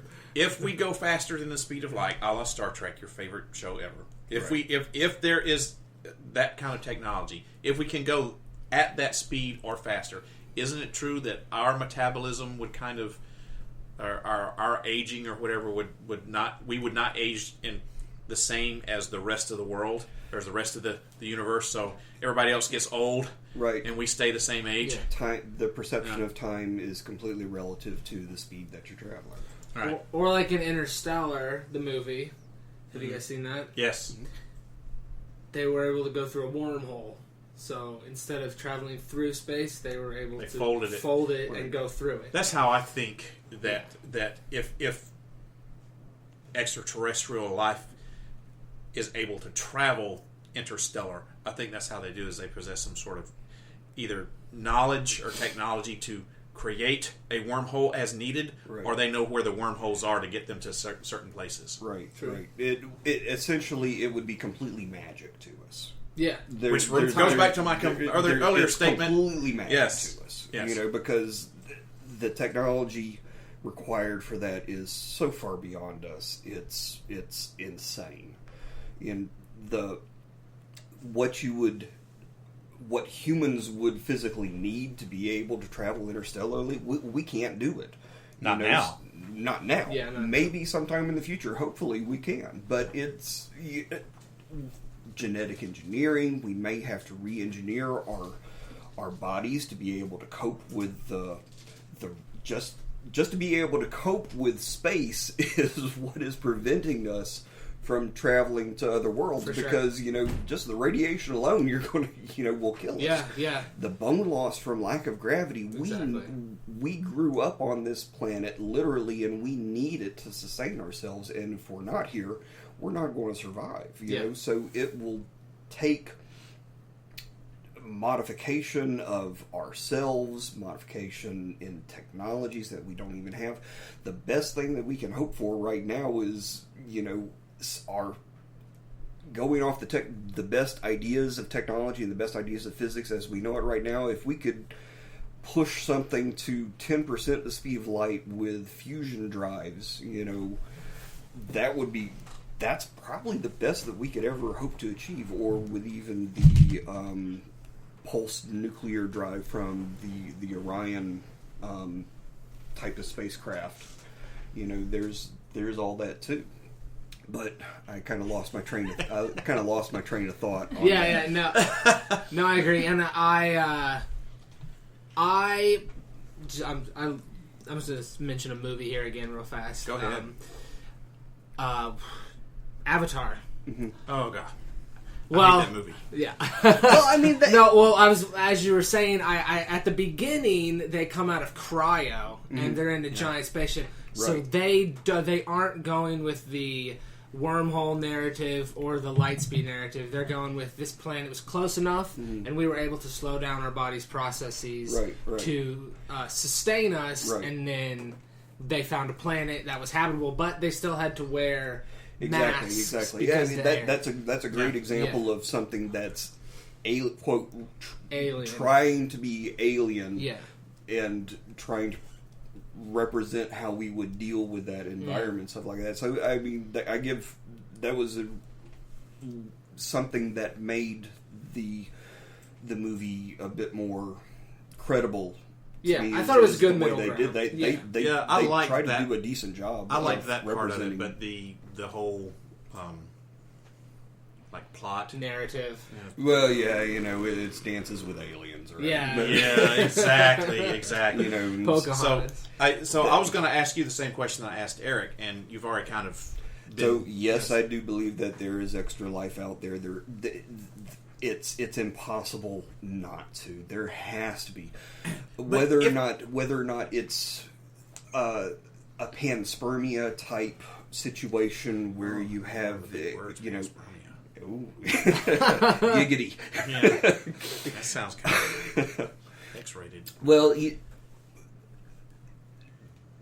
trading the ability for bacteria or microbes to be able to transit from one world to the next is an interesting theory. I hope that someday we'll be able to get answers from that if we were able to eventually go to Mars or Europa or Enceladus and be able to actually find life there. If that ever happens, if the life is similar to ours in the fact that it's got DNA or RNA or something like that, and maybe even a gene that is remotely similar to any of our own, that would give credence to the panspermia argument, because the fact that these two sources of life separated by millions or billions of miles, right, are similar, that's not an accident, right? Or whether or not, if the life is completely alien to us whatsoever, right. I think that would answer that question.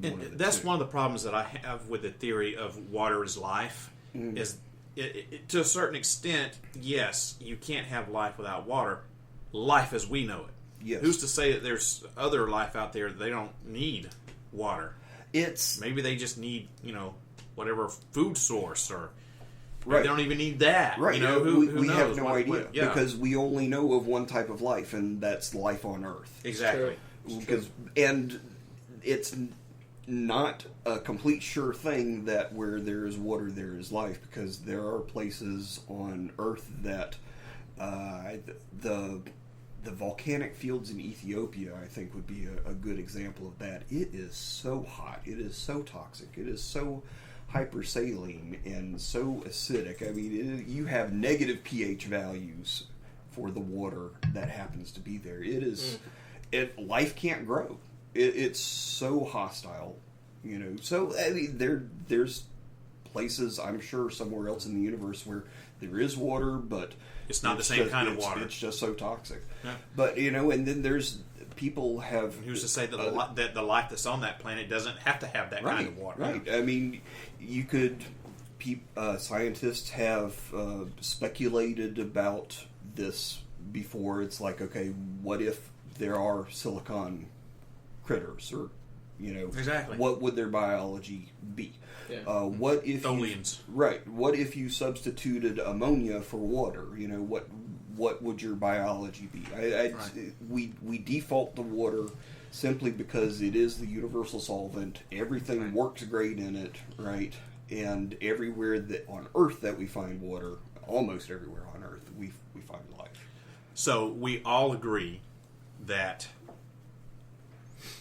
whatever we call life could be out there other than life on Earth, but it could be different, and probably is, yes, than what we know. I think right. we all agree on that, right? Everybody's shaking their head. Right. Yeah. So then why is it, in your opinion, not that plausible that some of that life, whatever it is, did not make its way here in the ancient past, or even is still coming to this day? But since we're talking about ancient aliens here, why do you think that they're not billions of years ahead of us as far as their existence and their technology? And why couldn't they have come here and interacted with our ancient ancestors? Well, I'll just have to turn the question right back on you. Why would they? Why? Why us? We're nobody in the middle of absolutely nowhere. Maybe it's because they do it everywhere they go, or maybe there's something that's unique about us. Just like their life existence is unique to us, our existence is unique to them. It's the same. Why do scientists do what they do? Why do scientists study ants, Mr. Harrison? Why do they put them in a aquarium and keep them trapped in there and study the way they live and all that sorts of stuff to learn, so they can learn about the ants? And maybe and they figured out, hey, we can communicate with these people. They're not dumb, as you yourself have said. Well, that's assuming that aliens would actually be interested in us whatsoever. If they're, and all this is just absolutely complete conjecture and speculation. Well, it's right. Theory, ancient alien theory. If you had a technology that was able to traverse light years, and we've said this earlier, they would be absolutely, completely magical to us, right? Technology so far beyond us that it's impossible to even comprehend, and that's assuming that. Where am I going with this? I have no idea where you're going. Eric, do you have any idea where this guy's I'm going? a little lost on this one. Yeah. Why would they come here? Yeah, I think was where we. You were did going. ask that question, and I answered that question. They would have to be somehow invested in something. I mean, logically speaking, if they are like us, they would have to have some reason to be here. Mm-hmm. You mentioned gold earlier. Maybe they somehow altered our DNA, which is theorized. That's what Sitchin says. Yeah. I think but they don't have to have a reason though, other than look, there's a foreign, an alien species. We want to learn how they work. If they are that technologically advanced, they wouldn't need to come down and mess with us. I think is my point there. If they're that advanced, they wouldn't have to. They could probably look at us from a billion light years away. They wouldn't have to. You're right. We as a species, you look at a grasshopper or an insect. Right. To that insect, we're probably some godlike figure because they can't comprehend what we are. No. Do we need to know how a grasshopper works? Do we need to know about its biology and what it eats? No, we don't. But we choose to learn about it because we're interested in it. We want the knowledge. Yes. We want to know how it works. Yes. So they don't have to have any other reason other than knowledge. They want to know how we work. Or power. But then they don't have to hide it. If they're that advanced. Well, back then they didn't. Obviously, they didn't. Now, if that actually occurred. Why are they hiding it now? I can't answer that question. Right. I have no idea. I admit I cannot answer that question, and I have no theory. But for the same thing, though, I'm going to throw religion in here, and I probably shouldn't do this, but I'm going to. If you are a Christian and you believe the Bible, back in biblical times, God spoke to us, and He set bushes on fire and spoke to us through the bushes, and He interacted with us directly. Doesn't do that anymore. Hasn't done that in a long, long time. Why? Why did God stop doing that? So if they're coming back, why haven't they come back? Exactly. And so now, if I say, well, God told me I needed to do this, I'm looked at as, well, he's crazy. Put him in the nut house, give him some psych drugs. He's crazy because he says God's telling him to do X, Y, and Z. If you say, well, I believe in ancient aliens and I was abducted last night and I had my anus probed, I mean, are you gonna put that person in the nut house too? Are you just gonna say, oh well, it's just a fantasy, or that's more accepted these days than it is to say God told me to do something? Yes. And unfortunately, but then of course we also burned a whole bunch of people in Salem for essentially being witches. More people have been killed over religion than any other. Right. Most wars are fought over potential ergot poisoning. Yeah, from contamination of the wheat. Exactly. And we had no conception of what was really going on. Unfortunately, most people today who say God told me to do such and such, most of the time what they're doing in the name of God is something that's kind of illegal, like killing people. Right. But I'm going to pose this question. just for controversy's sake, who is to say that God didn't tell him to go out and kill these people? Yeah. You know? I mean, is he crazy? Or did God really speak to him and say, if you believe in me, go kill these people? He did the same thing to Abraham, right? He said, sacrifice your son. If you believe in me and you want me in your life, kill your kid. Right, God completely. And he was trolled ready to do it. He was ready to do it, but he stopped. Just kidding, man. I'm just kidding. No, but my point is, God has proven if you believe in the Bible, and it's written in the Bible, God has proven that he will do stuff like that. I mean, he's responsible for wiping out everything on earth because he didn't like his own creation, right? He created the flood and killed 99% of the earth's population. So who's to say that God's not saying, hey, if you believe in me, if you want to worship me, and you want me to do great things for you, I need you to prove your worth and do the Abraham sacrificing his son type thing. Maybe not necessarily meaning that he wants them to go do it, but he wants them to like commit to it. Mm-hmm. And then they just take it too far. Because Abraham was going to do it, but God stepped in and stopped him, right? Maybe he's falling down, slipping down on his being able to stop it. I don't know. I'm just throwing that out there.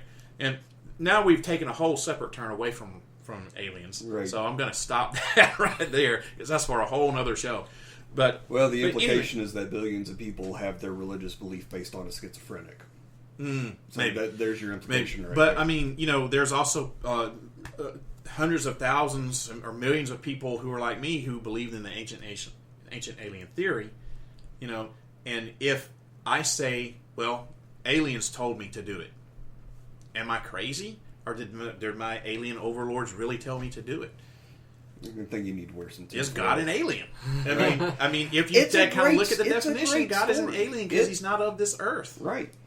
Yeah. It's a great story, and we have no answers for it. I mean, if aliens came here, we don't even have the slightest proof of it other than a stone structure, then we have absolutely no idea how it was built. We have to wait until the aliens come back and say, yep, we did it. We have no... Validation. Yeah. See that pyramid right there? That was my granddad. We have no evidence to actually say that, yes, there was an alien, because if there was, it would completely change our... But we don't have any evidence that says, no, it wasn't either. There's no technology left behind. There's no genetic evidence left behind. Maybe there is technology left behind. We just don't know what it is yet. Maybe there is. And they're saying that the pyramids were some sort of power grid. Yeah. Right. And if we do find the evidence, it would change the world. And exactly. So I'm just saying, show me the proof. Show me the money. Show me the money. Where's the Okay. beef? So we're running out of time, so I'm gonna... John Harrison, do you or do you not believe that there's a possibility that in our distant past, aliens came to this planet, visited us, and helped us? As great of a story as it is, no. Eric, same question. Yes, I'm still on the fence, and I do think there's a possibility. Well, you know what I think. I really do think that we were helped out in the past by people who were not of this earth. I'm not saying they built the structures. I'm saying they helped us. Mm-hmm. That's what I'm saying. Why they're not coming back now and doing the same thing, why they're not continuing, I don't know. Maybe they were like, man, these people... they're somewhere else right now doing the same thing. Maybe they are. Yeah. Maybe they accomplished their mission and said, okay, we're going to go over to this other solar system here, and then we'll be back in a few 100,000 years. We gave them enough and knowledge. See how they've progressed. Yeah. We have astronomers looking at the sky every night. Exactly. Every night. Exactly. All over the world. Mm-hmm. And trying to find some type of evidence that, the spectrum from this star is not exactly what it should be. Why is it not? Could it be an alien megastructure and stuff like that? Mm-hmm. And people are looking for it, and if we were to find something, it would be awesome. But you got to admit, though, that there are unexplained aerial phenomenon sightings every day all over the world. Yes. Now, not all of them are, flying saucers from another world. Right. I have had a UFO experience. I've seen a UFO. I have no idea. It was cigar-shaped, and it was white, and it was flying and not making any noise, and it was kind of low. I have no idea what the hell it was. I'm not saying it was a spaceship from another world. I'm saying I don't know what the hell that thing was, and it freaked me out. And it was in the middle of the day. Middle of daylight. So I have no idea what it was. But, you have to admit, as a scientist and a skeptic, that there are things that happen like that all the time, every day. Yes. But they're not all from another world, but some of them could be. The possibility is there. Yeah. I will not. I will not discount that. The so I changed his mind. No, you have not. I'm saying I want to see the proof. Show me the money. Show me the money. Well, next time. I mean, and everybody has when a you cell have phone. a Everybody UFO has encounter. a cell phone nowadays. Everybody has a cell phone. Oh God, you said this Everybody last has a camera. Come on, man. So we were talking about the Bermuda Triangle last night. Oh, okay. And he made this exact comment. And my answer to that was the people who are recording it with their cell phones and everything, they're the ones that are disappearing, so their cell phone and shit disappears too. Yeah. With all the evidence. That's possible. Because the UFO base is underneath the water. Right, it's underwater. And well, unidentified submerged objects are honestly sometimes more fascinating than UFOs. Yeah, I did. Speaking of USOs, and I did some unidentified submerged objects. I did a whole episode of that years ago. You should check it out. Oh yeah, I'm gonna have to track back. Yeah, listen to that. So anyway, so we're running out of time. So I think it's safe to say we've had a pretty good debate. Yeah, and I think it's safe to say that no one's minds have been changed whatsoever. No, I'm still where I am. Yeah, pretty much the same. Yeah, but in all honesty, if I had to say for me though, I'm still an open-minded skeptic on this topic. Do I believe that we had some interaction with some ancient aliens in the past? I absolutely do. I think that they provided us with some tools and knowledge on how to build some of these structures and do some of the things that we've done. Right. I do not think that it is a blanket wide description for everything that everything that we don't know cannot be answered by aliens. Right. And I'm still open-minded about the entire issue too. And I just wanted to make a comment on the fact that no one's minds were changed and nobody really got convinced of anything else. But the fact that we were able to have a discussion about our opinions, even though they were different, is incredibly important nowadays, especially with the world becoming more hyper-partisan and everybody keeping into their own little bubble and not being receptive to listening to other people's ideas. It's very important that we're able to do this and be able to walk away and shake our hands and hey, let's go have a beer. I still hate you just as much now as I did before this started. So. Right. So that's one of the reasons what you were saying right there, though. In all seriousness, the reasons why Eric and I do these podcasts that we do is because we want to know, we're looking for answers, and what better way to really look for answers than to get it out there. I mean, we're just a small part of a very big community that's doing very similar podcasts. For sure.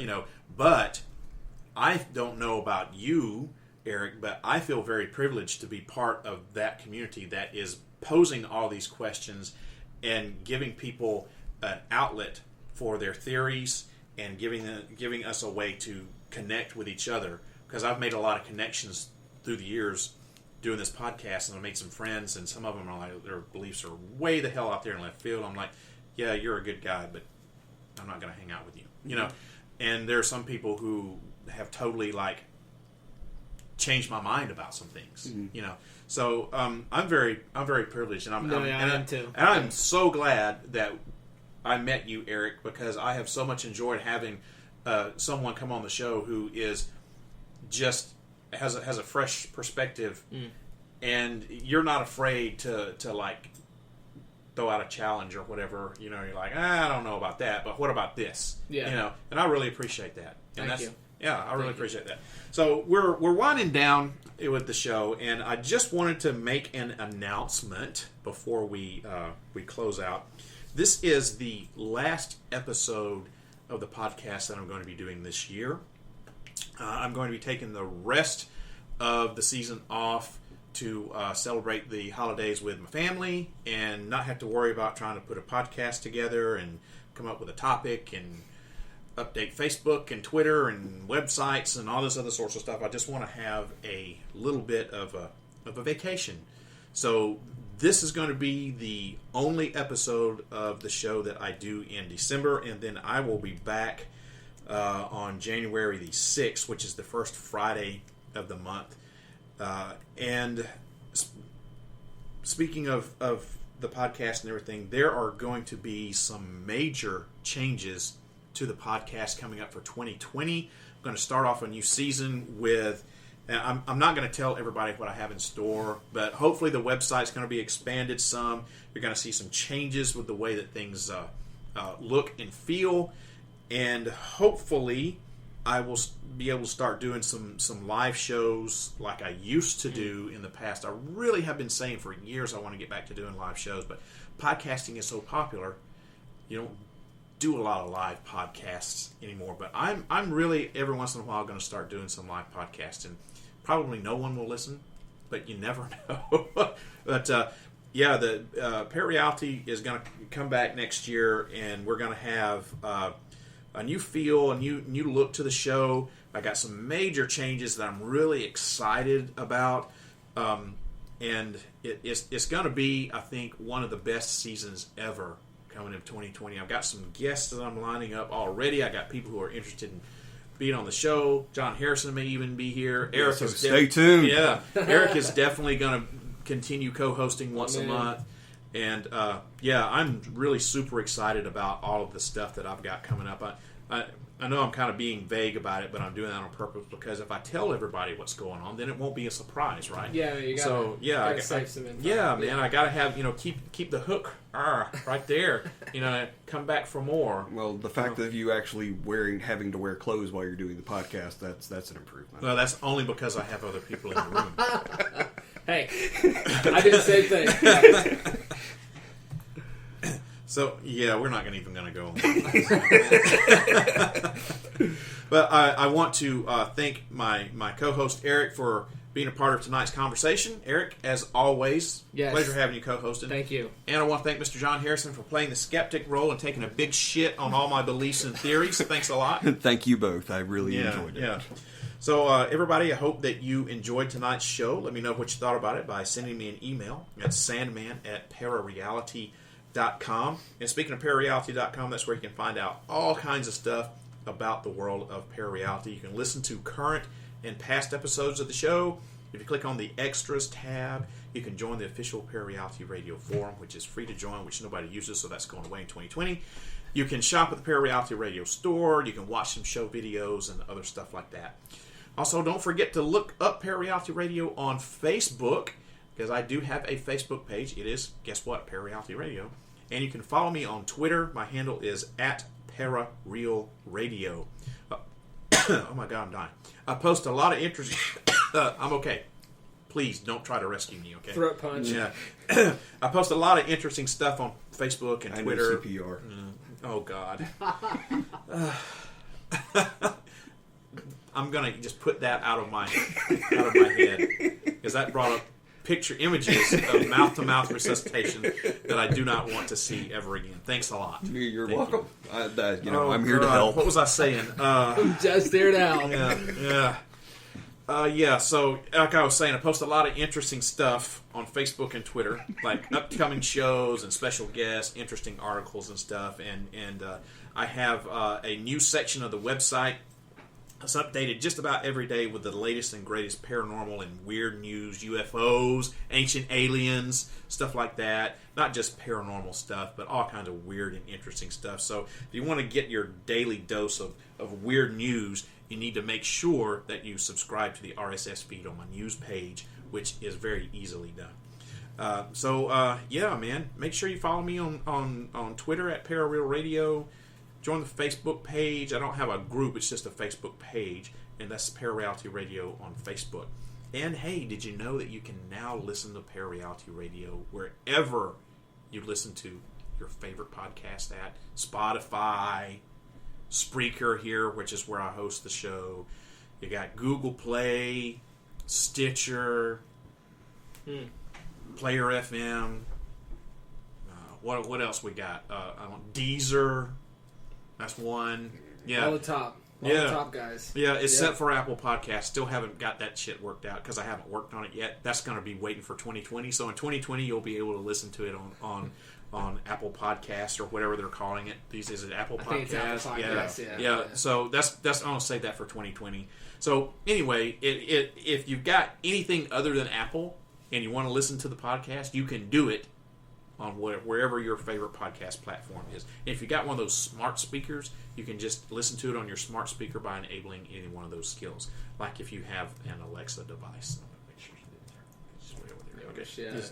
Just say, open She's up. She's always lurking. Just say, Alexa, open up. She's listening. Stitcher or whatever. Yeah. And say play ParaReality Radio. So there you go. Let's see. How much time do we have left in the show? Oh my God, I have 3.5 minutes. Dang. So, Eric, how can people... Where can they find me? Yes. You can find me on Twitter at World We Live Pod. You can email me at worldweliveinpodcast@gmail.com. Anything you want, stories, ideas, whatever. And then, find us on... The easiest for me is Apple Podcasts. I'm a huge Apple guy. And World We Live In Podcast. But I'm also on all the ones that Sandman mentioned as well. Yeah. And so, Mr. John Harrison, I know you have no social media platform. No. You're not on Facebook. No. You will find me exploring somewhere out in the wilds of the desert Southwest. Basically, ladies and gentlemen, he does not want you getting in touch with him whatsoever. So, really, but seriously, you do not do social media, so you have no Facebook. No, I know. You don't do Twitter or Instagram, nothing like that. I know you have an email address, but that's a private email address that I'm not going to give out here. So, yeah. It's my opinion that social media has been one of the biggest risks to our liberal democracy that we have ever had in our collective history. I agree with you. I agree with you. I'm not a fan of Facebook. I'm not a fan of Zuckerberg or... I'm not a huge fan of Facebook either, but doing the podcast and everything, you just about got to have it. Yeah. It's a necessary evil for you. But no, I try to avoid it as much as possible. So, everybody, if you have a question for John Harrison, the easiest way that you can do that is just email me. Yes. Sandman@parareality.com. Yes. I have John Harrison's contact information. I will forward your question, your comment, or whatever to Mr. Harrison, and I will make sure that he gets back in touch with you, either through me or through some other medium. Yes, I can just absolutely record an MP3 of you answering their question and making them feel stupid, taking a big shit on their beliefs. Right. Like you did on mine. So that's how you can get in touch with Mr. John Harrison. And hopefully I'll have you back on the podcast I hope very so. soon. Yeah, definitely. We always get good reviews whenever you're on for some strange reason. I have no idea why. You're just calling after bullshit. That's why. Yeah. So everybody, next time the podcast is going to be available is going to be on Friday, January the 6th, 2020. God. New decade. That's right. Friday, January 6th, 2020 at 8 o'clock p.m. Going to have a new, all brand new show. New season, new show, just new everything. New. It's going to be great. So make sure you tune in and find out. And as always, I hope that this podcast opens up your mind to new ways of thinking, expands your consciousness, where have I heard this before, and produces a change in the way you see the world. If you wish to change, you must lift the veil of ignorance that has been cast over your eyes. Only then will you see the true power of the universe. I hope everyone has a wonderful holiday. Happy Thanksgiving, guys. Happy holidays. Happy Thanksgiving. Happy Christmas. Merry Christmas. Merry Christmas. Happy New Year. All that sorts of stuff. Everybody listening out there in the internet world, same thing to you. Have a great Thanksgiving, Christmas, and New Year's. And I will see you guys again on Friday, January 6, 2020 at 8 o'clock p.m. Central Time. Take care, everybody. We'll see you. If you wish to change, you must first lift the veil of ignorance that has been cast over your eyes. Only then will you see the true power of the universe.